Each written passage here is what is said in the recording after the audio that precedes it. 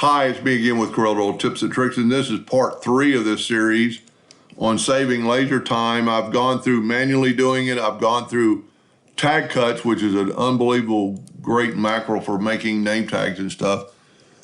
But in tag cuts, there's a few problems. We had to go back and enter our crosses. You can't have anything else in the page. Well, if you have E-cuts by Macro Monster, it can do this really easy. So if you look, we have all these lines, and they're going to cut them twice. So all we have to do is, let me move that one back. Now we all have to do, and this was really easy because all you had to do is duplicate it over. We're going to go and we're going to go to E-cuts, and we're going to go remove duplicate edges.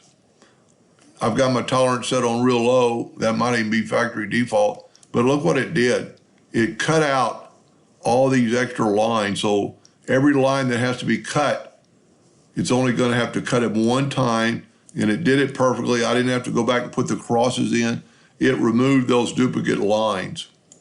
Pretty cool feature by E-cuts. You know, you can find duplicates, remove duplicate edges. Anyway, I hope that helped a little bit.